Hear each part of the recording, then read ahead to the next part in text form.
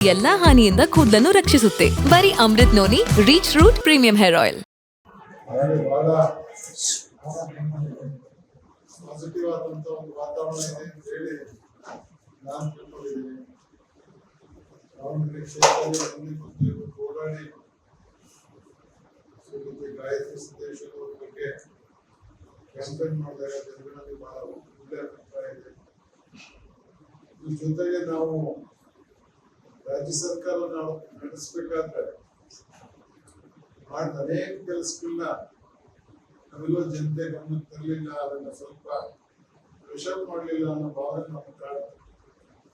ಹಾಗಾಗಿ ಪ್ರಮುಖವಾಗಿ ಅನೇಕ ಕಾರ್ಯಗಳನ್ನ ನಾವು ಸ್ಮರಣೆ ತಂದ್ರೆ ವಿಶೇಷವಾಗಿ ನಾವು SC ST ರಿಸರ್ವೇಶನ್ ಅನ್ನ ಜಾಸ್ತಿ ಮಾಡಿ 7% SC-ಗೆ 4% ST-ಗೆ ಕೊಟ್ಟಿದ್ದನ್ನ ಎಲ್ಲೋ ನಾವು ಚುನಾವಣೆಯಲ್ಲಿ ಎನ್ಕ್ಯಾಶ್ ಮಾಡ್ಕೊಳ್ಳಿಕ್ಕೆ ಫೈಲ್ ಆಗಿದ್ದನ್ನು ತಿಳ್ಕೊಂಡು ಒತ್ತು ಮಾತಾಡೋದು, ಅವತ್ತು ಅದರ ಮೇಲೆ ರಾಜಕೀಯ ಮಾಡೋರು ಇವತ್ತು ಅದ್ರ ಬಗ್ಗೆ ಏನೂ ಮಾತಾಡದೆ ಅವ್ರಿಗೆ ರೈಸ್ ಮಾಡೋ 2% ಮತ್ತೆ ST ರೈಸ್ ಮಾಡೋ 4% ಎರಡೂ ದಿನ ಪ್ರಸ್ತಾಪ ಮಾಡದೆ ಸದಾಶಿವ ಆಯೋಗದ ವರದಿ ಪ್ರಕಾರ ಏನು ರಿಸರ್ವೇಶನ್ ಇಂಟರ್ನಲ್ ರಿಸರ್ವೇಶನ್ ಇತ್ತು ಅದನ್ನ ಜಾರಿಗೊಳಿಸಬೇಕು ಅಂತ ಹೇಳಿ ಪಾರ್ಲಿಮೆಂಟ್ಗೆ ಪ್ರಸ್ತಾವನೆ ಕಳಿಸ್ತೀವಿ ಅಂತ ಹೇಳ್ತಿರೋದು ನಿಜವಾಗ್ಲೂ ನಮಗೆಲ್ಲ ದುಃಖ ಆಗಿದೆ. ಇದನ್ನ ಆ ಸಮುದಾಯದವರು ಅರ್ಥ ಮಾಡ್ಕೊಂಡಿದ್ದಾರೆ ಅಂತ ನಾನು ಭಾವಿಸ್ತೀನಿ.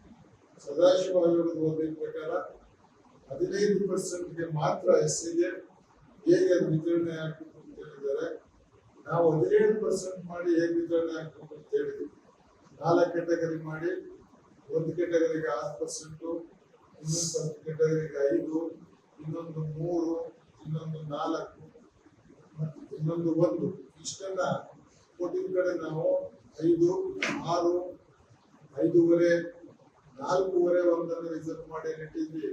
ಆ 1.5% ಜಾಸ್ತಿ ಆಗಿರೋರು ಯಾಕೋ ನಮ್ಗೆ ಹೊಲವು ತೋರಿಸ್ಬೇಕು ಚುನಾವಣೆಯಲ್ಲಿ ಕಾಣಲಿಲ್ಲ. ಅದಕ್ಕೆ ಕಾರಣ ಎಲ್ಲೋ ನಾವೇ ತಪ್ಪು ಮಾಡಿದ್ದೀವಿ, ನಾವು ಕನ್ವಿನ್ಸ್ ಮಾಡಲಿಲ್ಲ ಅಂತ.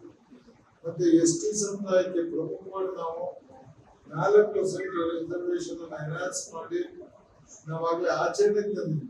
ಏನ್ ನಾವು ಇದನ್ನ ಮಾಡಿದ್ವು 24% ರಿಸರ್ವೇಶನ್ ಆಚರಣೆಗೆ ಬಂದಿದೆ, 18ರಿಂದ 24 ಆಗಿತ್ತು. ಈಗ ಅದು ವಾಪಸ್ ನೀವು ಕೇಂದ್ರ ಸರ್ಕಾರಕ್ಕೆ ಕಳಿಸ್ಬೇಕಾದ್ರೆ ಹಳೆ ಶಿಫಾರಸು ಸದಾಶಿವ ಆಯೋಗ ಇತ್ತು, ಹೊಸ ಸರ್ಕಾರ ನಮ್ಮ ಸರ್ಕಾರ ಒಪ್ಕೊಂಡು ಹೊಸ ರಿಸರ್ವೇಶನ್ ಪಾಲಿಸಿನ ಅಡಾಪ್ಟ್ ಮಾಡಿದ್ರು ಕೂಡ ಅದನ್ನ ನಲಿಫೈ ಮಾಡಿದೆ. ಸದಾಶಿವ ಆಯೋಗದ ವರದಿನ ನಾವು ಒಪ್ಪಿದ್ದೀವಿ, ಅದರ ಪ್ರಕಾರ ವಾಪಸ್ಲಾತಿ ಮಾಡ್ತೀವಿ ಅಂತ ಹೇಳಿದಿರಿ. ಇದಕ್ಕೆ ಸರಿಯಾದಂತ ಒಂದು ತಾರ್ಕಿಕವಾದ ಮಾತನ್ನ ಆಡಲಿಲ್ಲ ಈ ಸರ್ಕಾರ. ಇದನ್ನು ನಾವು ಈ ಚುನಾವಣೆಯಲ್ಲಿ ಅದಕ್ಕೆ ಸಂಬಂಧಪಟ್ಟ ಸಮುದಾಯದವರು ಅರ್ಥ ಮಾಡಿಸಬೇಕು ಅಂತ ಬಯಸ್ತಾರೆ.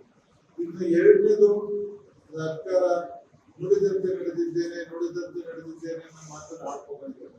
ಈ ಸರ್ಕಾರ ಶೆಡ್ಯೂಲ್ ಕ್ಯಾಸ್ಟ್ ಮತ್ತು ಶೆಡ್ಯೂಲ್ ಟ್ರೈಬ್ಗೆ ಎಷ್ಟು ಮಾರಕವಾಗುವ ರೀತಿಯಲ್ಲಿ ತಯಾರಾಗಿ ಸರ್ಕಾರ ಮಾಡ್ತಿದ್ದಾರೆ ಅಂದ್ರೆ, ನಾವೇನು ಎಕ್ಸ್ಪೆಂಡಿಚರ್ ಮಾಡಬೇಕು 3.5 ಲಕ್ಷ ಕೋಟಿ ಬಜೆಟ್ ಇಟ್ಟು ಸರ್ಕಾರಕ್ಕೆ 70-75 ಸಾವಿರ ಕೋಟಿ ನಮ್ಗೆ ಖರ್ಚು ಮಾಡ್ಲಿಕ್ಕೆ ಬರುತ್ತೆ ಬಂಡವಾಳ ವೆಚ್ಚಕ್ಕೆ. ಅದರಲ್ಲಿ 24% 26 ಸಾವಿರ ಕೋಟಿ ಅಂದ್ರೆ 28 ಸಾವಿರ ಕೋಟಿ SCP ಹಣ ಶೆಡ್ಯೂಲ್ ಕ್ಯಾಸ್ಟ್ ಮತ್ತು ಶೆಡ್ಯೂಲ್ ಟ್ರೈಬ್ಗೆ ಖರ್ಚು ಮಾಡಬೇಕಾಗಿತ್ತು. ಆ ಹಣ ಇವತ್ತು ಖರ್ಚು ಮಾಡ್ತಾ ಇಲ್ಲ. ಅದಕ್ಕೆ ಕಾರಣ ಅದರಲ್ಲಿ 11 ಸಾವಿರ ಕೋಟಿ ಹಣ ಯಾವ ಶೆಡ್ಯೂಲ್ ಕ್ಯಾಸ್ಟ್ ನ ವೈಯಕ್ತಿಕ ಅಭಿವೃದ್ಧಿಗೆ ಅವನನ್ನ ಎಕನಾಮಿಕಲಿ ಎನ್ಹಾನ್ಸ್ ಮಾಡಲಿಕ್ಕೆ ನಾವು ಬಳಸಬೇಕಾಗಿತ್ತು. ಅವನನ್ನ ಒಬ್ಬ ಮನುಷ್ಯನ ಆ ದುಡ್ಡನ್ನ ಇವತ್ತು ಪಡಿತರದಲ್ಲಿ ಅಕ್ಕಿ ಕೊಡ್ಲಿಕ್ಕೆ ನಾವು ಬಳಸಿದೀವಿ. ಇದು ಕೂಡ ಶೆಡ್ಯೂಲ್ ಕ್ಯಾಸ್ಟ್ ಅನುಕೂಲ ಆಗುತ್ತಿದೆ. ಕೆಟ್ಟ ಸ್ಥಿತಿಗೆ ಸರ್ಕಾರ 174 ರೂಪಾಯಿ ಖರ್ಚು ಮಾಡೋ ಕಡೆ ಒಂದು ಮನೆಗೆ 1 kg ಒಂದು ಫ್ಯಾಮಿಲಿಗೆ ಅಕ್ಕಿ ಕೊಡೋ ಕಡೆ 11 ಸಾವಿರ ಕೋಟಿ SCP ದುಡ್ಡು ಬಳಕೆ ಆಗಿದೆ. ಮತ್ತೆ ಈ ವರ್ಷದ ಬಂಡವಾಳ ವೆಚ್ಚ ಬರೀ 54 ಸಾವಿರ ಕೋಟಿ ಮಾತ್ರ. ಸಿದ್ದರಾಮಯ್ಯ ಚುನಾವಣೆ ಆದ್ಮೇಲೆ 70-80 ಸಾವಿರ ಕೋಟಿ ಇರ್ಬೇಕಾದನ್ನ ಅದರಲ್ಲಿ ಮಾರ್ಚ್ ಎಂಡ್ಗೆ ಕೇವಲ 26,000 ಕೋಟಿ ಮಾತ್ರ ಖರ್ಚು ಮಾಡಿ ಎಲ್ಲಾ ಹಾನಿಯಿಂದ ಕೂದಲನ್ನು ರಕ್ಷಿಸುತ್ತೆ. ಬರೀ Amrut noni reach root premium hair oil. Pending bill ಇತ್ತು, ಯಾವುದನ್ನು ಕ್ಲಿಯರ್ ಮಾಡಿ. ಪೆಂಡಿಂಗ್ ಬಿಲ್ ಅಲ್ಲಿ 10-15% ಕೂಡ ಕ್ಲಿಯರ್ ಆಗಿಲ್ಲ. ಏನ್ ನಮ್ಮ ಹತ್ರ ಹಣ ಇತ್ತು ಅದರಲ್ಲಿ 11,000 ಕೋಟಿ ಮಾರ್ಚ್ ತಿಂಗಳಲ್ಲಿ ಕೊಟ್ಟಿದ್ದಾರೆ, 7,000 ಚಿಲ್ಲರೆ ಕೋಟಿ ನಮ್ಗೆ ಫೆಬ್ರವರಿ ಕೊಟ್ಟಿದ್ದಾರೆ.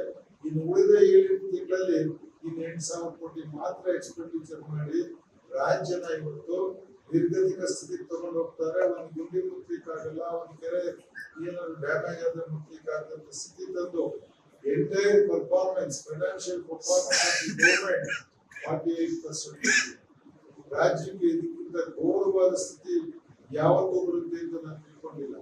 ಮತ್ತೆ ಲೋನ್ ನಮ್ಗೆ ಅನಗತ್ಯವಾಗಿ ನಾವು ಲೋನ್ ಮಾಡಿದ್ವಿ, 38,000 ಕೋಟಿ ಲೋನ್ ಮಾಡಿದ್ವಿ. ಕೋವಿಡ್ ಬಂದಿತ್ತು, ಪ್ರವಾಹ ಆಗಿತ್ತು.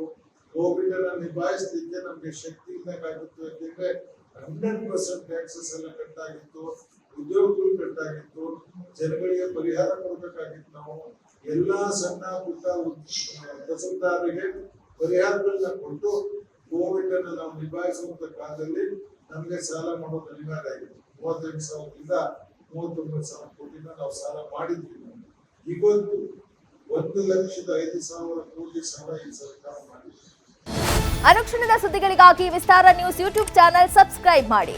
ಹೊಸ ಸುದ್ದಿಗಳ ನೋಟಿಫಿಕೇಶನ್ಗಾಗಿ ಬೆಲ್ ಐಕಾನ್ ಕ್ಲಿಕ್ ಮಾಡಿ.